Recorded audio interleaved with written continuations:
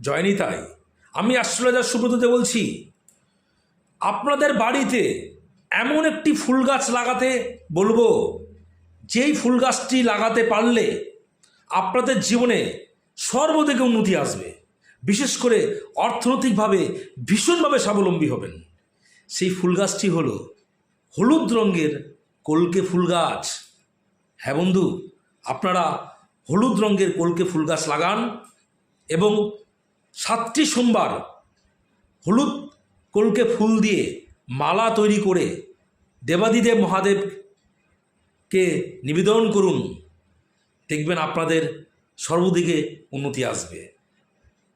এই দেবাদিদেব মহাদেবকে হলুদ ফুল দিয়ে নিবেদন করলে এবং হলুদ কলকে ফুল গাছ বাড়িতে লাগালে শনি মহারাজের, রাহু এবং কেতুর অশুভ প্রভাব থেকে মুক্তি পাবেন এবং আস্তে আস্তে আপনাদের জীবনে সুখ ও শান্তি আসবে।